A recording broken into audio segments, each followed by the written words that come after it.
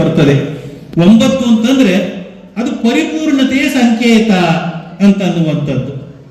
ಇವತ್ತು ಈ ಕೃತಿಯನ್ನ 108 ಶ್ಲೋಕಗಳನ್ನು ನಮಗೆ ಕೊಡೋದ್ರ ಮೂಲಕ ಸುರೇಶ್ ಬಾಬು ಅವರು, ಮೀನಾ ಸುರೇಶ್ ಬಾಬು ಅವರು ಪರಿಪೂರ್ಣತೆಯ ಸ್ಥಾನವನ್ನು ಪಡ್ಕೊಂಡಿದ್ದಾರೆ ಅಂತ ಅನ್ನೋದ್ರ ಜೊತೆಗೆ ನಮ್ಮನ್ನೆಲ್ಲರನ್ನೂ ಕೂಡ ಪರಿಪೂರ್ಣತೆಯ ಎಡೆಗೆ ಕರ್ಕೊಂಡು ಹೋಗೋದಕ್ಕೆ ಪ್ರಯತ್ನ ಮಾಡಿದ್ದಾರೆ ಅಂತ ಅನ್ನೋದನ್ನ ನಾವೆಲ್ಲರೂ ಕೂಡ ಅರ್ಥ ಮಾಡ್ಕೊಳ್ಬೇಕು.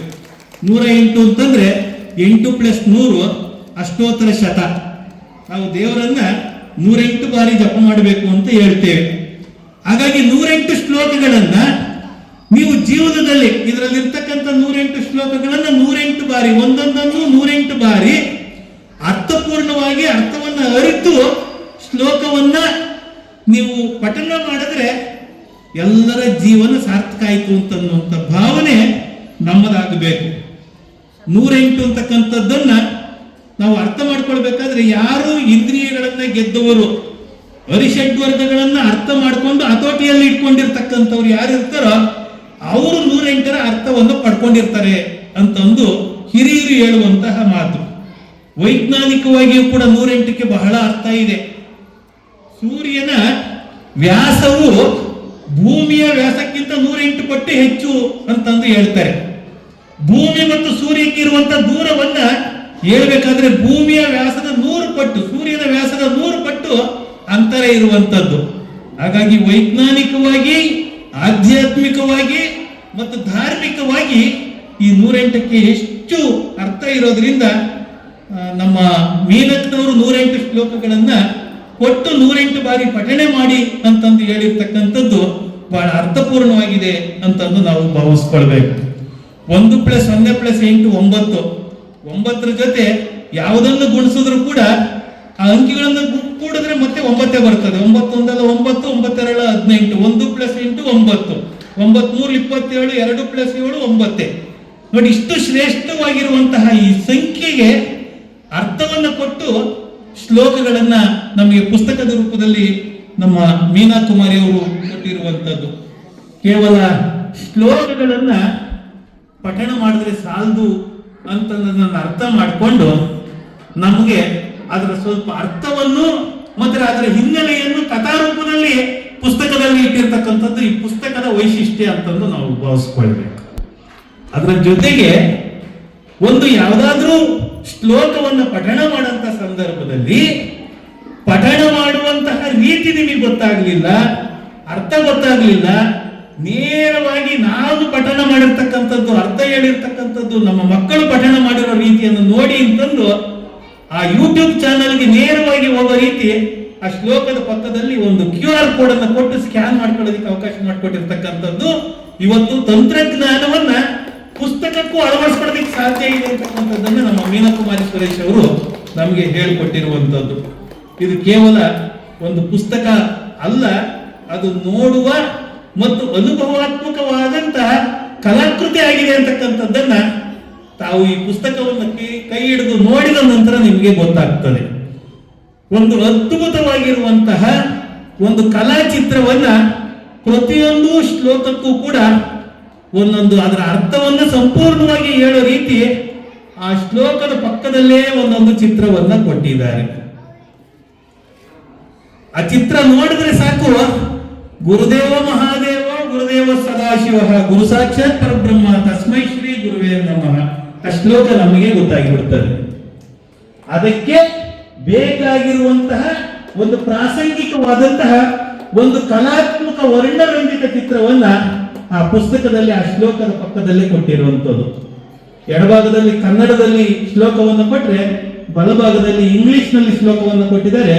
ಅಲ್ಲೇ ಒಂದು QR ಕೋಡ್ ಅನ್ನು ಕೊಟ್ಟಿದ್ದಾರೆ. ನೇರವಾಗಿ ಯೂಟ್ಯೂಬ್ಗೆ ಲಿಂಕ್ ಆಗ್ತದೆ. ಅದರ ಅರ್ಥವನ್ನ ಸಂಪೂರ್ಣವಾಗಿ ಕೆಳಗಡೆ ಕೊಟ್ಟಿದ್ದಾರೆ. ಹಾಗಾಗಿ ಈ ಪುಸ್ತಕ ಒಂದು ಅದ್ಭುತವಾಗಿರುವಂತಹ ಪುಸ್ತಕ ಆಗಿದೆ. ಇದು ನಮ್ಮ ಕನ್ನಡ ಸಾರಸ್ವತ ಲೋಕಕ್ಕೆ ಕೊಟ್ಟಿರುವಂತಹ ಒಂದು ಅದ್ಭುತವಾಗಿರುವಂತಹ ಕೊಡುಗೆ ಅಂತಂದು ಈ ಸಂದರ್ಭದಲ್ಲಿ ನಾನು ಹೇಳೋದಕ್ಕೆ ಇಷ್ಟಪಡ್ತೇನೆ. ಒಂದೊಂದು ಶ್ಲೋಕವು ಕೂಡ ತನ್ನ ಗಾಂಭೀರ್ಯದ ಅರ್ಥದಲ್ಲಿ ನಮ್ಮ ಮನಸ್ಸನ್ನ ಇಡಿಸುವಂತಹ ಒಂದು ಶ್ಲೋಕವನ್ನು ಇದರೊಳಗಡೆ ಕೊಟ್ಟಿರುವಂತದ್ದು. ನಂತರ ಪುಸ್ತಕದ ಮುಖಪುಟದಲ್ಲಿ ಒಂದು ಘೋಷವಾಕ್ಯವನ್ನು ಕೊಟ್ಟಿದ್ದಾರೆ. ಬನ್ನಿ ಮಕ್ಕಳೇ, ಲೋಕಾರ್ಥ ತಿಳಿಯೋಣ, ಲೋಕಾರ ಶ್ಲೋಕಾರ್ಥ ತಿಳಿಯೋಣ, ಲೋಕಾರ್ಥ ಅರಿಯೋಣ. ಈ ಒಂದು ಘೋಷವಾಕ್ಯವನ್ನು ನಾವು ಅರ್ಥ ಮಾಡ್ಕೊಂಡ್ಬಿಟ್ರೆ ಸಾಕು. ಮಕ್ಕಳಿಗೆ ಇವತ್ತು ಈ ಪುಸ್ತಕವನ್ನು ಕೊಟ್ಟು ಒಂದೊಂದು ಶ್ಲೋಕವನ್ನು ಪಠಣ ಮಾಡೋದಿಕ್ಕೆ, ಅದರ ಅರ್ಥವನ್ನ ತಿಳಿಯೋದಕ್ಕೆ ನಾವು ಅವಕಾಶ ಮಾಡಿಕೊಟ್ಬಿಟ್ರೆ ಇಡೀ ಲೋಕದ ಈ ಭವಜೀವನದ ಅರ್ಥವನ್ನ ಈ ಶ್ಲೋಕಗಳ ಮೂಲಕ ನಾವು ಪೀಳಿಗೆಗೆ ತಿಳಿಸ್ಕೊಡೋದಕ್ಕೆ ಸಾಧ್ಯ ಆಗ್ತದೆ ಅಂತ ಅನ್ನುವಂಥದ್ದನ್ನ ಈ ಸಂದರ್ಭದಲ್ಲಿ ನಾವು ನೋಡಬಹುದು. ಈಗಾಗಲೇ ಅನೇಕ ಕೃತಿಗಳನ್ನು ಕೊಟ್ಟಿರುವಂತಹ ಶಿವಶಕ್ತಿ ಪ್ರಕಾಶನದ ವತಿಯಿಂದ ಇದನ್ನು ಅದ್ಭುತವಾಗಿ ಪ್ರಕಟಣೆ ಮಾಡಿಕೊಟ್ಟಿದ್ದಾರೆ. ಇದಕ್ಕೆ ಒಂದು ಅದ್ಭುತವಾಗಿರುವಂತಹ ಎಲ್ಲರಿಗೂ ಅನುಕೂಲ ಆಗುವಂತಹ ಒಂದು ಕಾಸ್ಟ್ ಅನ್ನ ಇಟ್ಟಿರುವಂತದ್ದು, ಪ್ರೈಸ್ ಅನ್ನ 250 ರೂಪಾಯಿ. ಇವತ್ತು ತಗೊಂಡ್ರೆ ಅದಕ್ಕೆ 200 ರೂಪಾಯಿ ಅಷ್ಟೇ. 200 ರೂಪಾಯಿ ಅಂತಕ್ಕಂಥದ್ದು ಅದು ಯಾವುದೇ ಕಾರಣಕ್ಕೂ ಇವತ್ತು ಜಾಸ್ತಿ ಅಲ್ಲ. ನಮ್ಗೆ ಬೇಕಾಗಿರುವಷ್ಟು ಪುಸ್ತಕಗಳನ್ನು ಕೊಂಡು ಯಾರಿಗೆ ಕೊಡಬಹುದು ಅಂತದ್ದು ನಮ್ಮ ಸುರೇಶ್ ಬಾಬು ಅವರು ಹಿಂದ್ಗಡೆ ಪ್ರಕಟಣೆ ಮಾಡಿಬಿಟ್ಟಿದ್ದಾರೆ. ಯಾರ್ಯಾರಿಗೆ ಕೊಡಬಹುದು? ಮಕ್ಕಳಿಗೆ ಜನ್ಮದಿನಗಳಂದು ಒಂದು ಆಟಿಕೆ ಕೊಡೋದ್ರ ಬದಲು ಈ ಪುಸ್ತಕವನ್ನ ಕೊಡಿ. ಪುಸ್ತಕ ಆ ಮಕ್ಕಳ ಜೀವನವನ್ನು ಬದಲಾಯಿಸಬಲ್ಲದು. ಹಾಗೆ ಮನೆಗೆ ಬಂದಂತ ಮಕ್ಕಳಿಗೆ ಬಂದಿ ಮಗುವೆ ಒಂದು ಚಾಕ್ಲೇಟ್ ಕೊಡ್ತೀನಿ, ಸ್ವೀಟ್ ಕೊಡ್ತೀನಿ ಅನ್ನೋದ್ರ ಬದಲು ಮಗು ನಿಮಗೆ ಒಂದು ಜೀವನವನ್ನು ಕೊಡ್ತೀನಿ ತಗುವಂತದ್ದು ಒಂದು ಪುಸ್ತಕವನ್ನ ಕೊಡ್ತಕ್ಕಂಥದ್ದು. ಶುಭ ಸಮಾರಂಭಗಳಲ್ಲಿ ನಾವು ಇವತ್ತು ಗಿಡಗಳನ್ನು ಕೊಡುವಂತ ಸಂಪ್ರದಾಯವನ್ನ ಹೇಗೆ ಬೆಳೆಸ್ಕೊಂಡಿದ್ದೇವೋ ಅದ್ರ ಜೊತೆಗೆ ಒಂದು ಪುಸ್ತಕವನ್ನ, ಈ ಪುಸ್ತಕವನ್ನ ಕೊಡ್ತಕ್ಕಂಥದ್ದು. ಮಕ್ಕಳಿಗೆ ಪ್ರೈಜ್ಗಳನ್ನ ಕೊಡುವಾಗ ಒಂದು ಸ್ಟೀಲ್ ಬಾಕ್ಸ್ ಏನೋ ಕೊಡೋದ್ರ ಬದಲು ಈ ಪುಸ್ತಕವನ್ನ ನಾವು ಕೊಡುಗೆಯಾಗಿ ಕೊಡ್ತಕ್ಕಂಥದ್ದು. ಮಕ್ಕಳ ಮನೋವಿಕಾಸಕ್ಕೆ ಈ ಪುಸ್ತಕವನ್ನ ಉಡುಗೊರೆಯಾಗಿ ಕೊಡ್ತಕ್ಕಂಥದ್ದು. ವಿಶೇಷ ಸಂದರ್ಭಗಳಲ್ಲಿ ಉಡುಗೊರೆಯಾಗಿ ಕೊಡಬಹುದು ಅಂತಕ್ಕಂಥದ್ದನ್ನ ಇಲ್ಲಿ ಹೇಳಿದ್ದಾರೆ. ಅದೇ ರೀತಿ ಮೀನಕನವರು ಪ್ರಥಮ ಪುಟದಲ್ಲಿ ತಮ್ಮ ಅಭಿಪ್ರಾಯಗಳನ್ನ ಹೇಳ್ತಾ ಇಲ್ಲಿ ಒಂದು ಮಾತನ್ನು ಹೇಳಿದರೆ, ಪ್ರತಿಯೊಬ್ಬರು ಕೂಡ ಅವರಿಗೆ 3 ಋಣಗಳಿರ್ತವೆ. ಈ ಜೀವನದಲ್ಲಿ ನಾವು ಭೂಮಿಗೆ ಬಂದ ನಂತರ 3 ಋಣಗಳಿರ್ತವೆ. ಒಂದು ಪಿತೃ ಋಣ, ಮಾತೃ ಋಣ, ಇನ್ನೊಂದು ಋಷಿ ಋಣ. ನಾವು ಒಂದೊಂದು ಋಣವನ್ನು ತೀರಿಸ್ತಾ ಹೋದ್ರೂ ಕೂಡ 99 ಭಾಗ ನಮ್ಮ ತಲೆ ಮೇಲೆ ಋಣ ಹಾಗೆ ಉಳಿದಿರ್ತದೆ ಅಂತ ಹಿರಿಯರು ಹೇಳ್ತಾರೆ. ಅದಕ್ಕೋಸ್ಕರ ಪಿತೃ ಋಣವನ್ನ ಮಾತಾಪಿತೃಗಳ ಸೇವೆಯಿಂದ, ದೇವ ಋಣವನ್ನ ಯಜ್ಞ ಪೂಜೆ ಮಂತ್ರ ಜಪಗಳಿಂದ, ಋಷಿ ಋಣವನ್ನ ಅವರು ರಚಿಸಿದ ಮಂತ್ರ ಸ್ತೋತ್ರ ಉಪನಿಷತ್ತಿನ ವಿಚಾರಗಳ ಪಠಣ ಮತ್ತು ಮನನ ಹಾಗೂ ನಿಧಿಧ್ಯಾಸನದಿಂದ ಮುಕ್ತರಾಗುತ್ತೇವೆ. ಇತ್ತೀಚೆಗೆ ಸಂಸ್ಕೃತದ ಅಧ್ಯಯನ ಕಡಿಮೆ ಆಗ್ತಾ ಇರೋದ್ರಿಂದ ನಮ್ಮ ಮಕ್ಕಳಿಗೆ ಇವತ್ತಿನಿಂದ ಈ ಜಪಗಳನ್ನು ಪಠಣ ಮಾಡೋದನ್ನ ನಾವು ಅಭ್ಯಾಸ ಮಾಡೋಣ ಅಂತಂದು ಹೇಳಿದ್ದಾರೆ.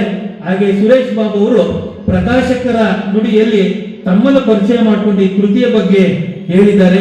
ಇಂಥ ಒಂದು ಅದ್ಭುತವಾಗಿರುವಂತ ಕೃತಿ ಇದು ಕೇವಲ ಒಂದು ಕೃತಿಯಾಗದೆ ಒಂದು ಜ್ಞಾನ ದೀವಿಗೆ ಆಗಿದೆ. ಹಾಗಾಗಿ ಈ ಪುಸ್ತಕವನ್ನ ಪ್ರತಿಯೊಬ್ಬರಿಗೂ ನಾವು ತಲುಪಿಸುವಂತ ಕೆಲಸ ಮಾಡಬೇಕು.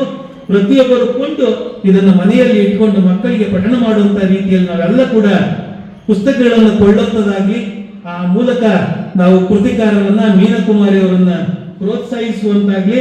ಅವರೇ ಹೇಳಿದ್ದಾರೆ, ಕೃತಿಕಾರರನ್ನ ಪ್ರೋತ್ಸಾಹಿಸಿ ಮುಂದಿನ ಕೊಡುಗೆಯನ್ನು ನಿರೀಕ್ಷಿಸಿ ಅಂತ ಹೇಳಿದ್ದಾರೆ. ಹಾಗಾಗಿ ಈ ತರದ ಕೃತಿಗಳು ಇನ್ನೂ ಹೆಚ್ಚು ಹೆಚ್ಚು ನಮ್ಮ ಮೀನಕುಮಾರಿ ಅವರು ಮತ್ತು ಸುರೇಶ್ ಬಾಬು ಅವರಿಂದ ನಮಗೆ ಬರಲಿ. ಕನ್ನಡದ ಸಾರಸ್ವತ ಲೋಕ ಇನ್ನಷ್ಟು ಸದೃಢವಾಗುವಂತಹ ನಿಟ್ಟಿನಲ್ಲಿ ನಮ್ಮ ವಿಜಯಪುರದ ಈ ಕೃತಿಕಾರರು ಅನೇಕ ಕೊಡುಗೆಗಳನ್ನು ಕೊಡುವಂತದಾಗಲಿ ಅಂತಂದು ಹೇಳ್ತಾ, ಅವ್ರು ಕೊಟ್ಟಿರುವಂತಹ ನನ್ನ ಭಾಗವನ್ನು ನಾನು ಪ್ರಮಾಣಿಸಿದೆ.